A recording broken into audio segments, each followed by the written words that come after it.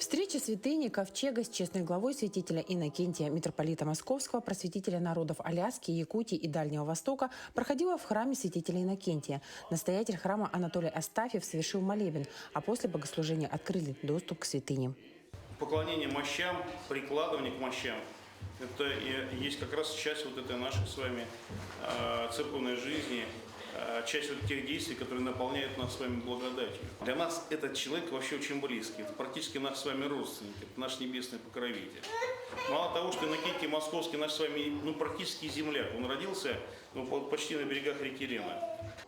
Верующие выстроились в огромную очередь, чтобы подойти поклониться великой святыне и помолиться. Традиционно к святителю Иннокентию обращаются с молитвой об укреплении веры, защите церкви и Отечества, а также примирении враждующих. Мы верим, что его молитвенное предстательство у престола Божия поможет всем, кто с верой и усердием прибегал к его помощи в эти благодатные дни. Каждый человек приходит с разными желаниями. Кому-то хочется выздороветь, у кого-то родственники больные, кто-то переживает за своих родственников, которые находятся сейчас в зоне боевых действий. У каждого своя боль, естественно, которую не может никто решить, кроме того, как сам Бог. И мы через святых и их мощей, конечно же, просим у них за нас и за наши просьбы у Бога попросить. И, естественно, по вере нашей будет дано нам, кто верит и с верой обращается, тому, конечно, есть и чудеса исцеления, и какие-то происходят необычные вещи, и поэтому люди уже много-много столетий, идут к мощам святых. В течение 5 лет его честная глава будет совершать паломничество по тем местам, где сам святитель проходил, где он проповедовал, где он нес Слово Божие. Он же сегодня вернулся в очень знакомое для него место.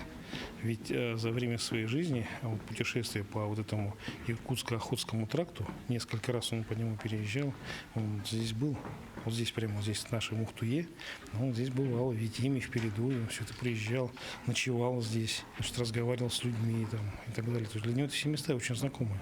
Понимаете, он как будто на родину вернулся. Поэтому это очень здорово, это вообще, мне кажется, так трепетно и очень интересно. По-особенному он здесь пребывает, потому что мы вообще один из самых первых храмов вообще в России, посвященный святителю Иннокентию Московскому, наш храм. У нас самый первый на планете Земля памятник Иннокентию Московскому поставлен здесь вот Ленский памятник.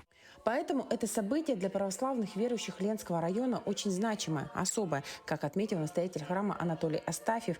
Иннокентий Московский – наш заступник и небесный покровитель. Это наш Отец родной небесный. Очень радостно, что много людей пришли поклониться святым мощам и помолиться о своих душевных нуждах. Это значит, что миссионерский крестный ход действительно необходим для жителей нашего района.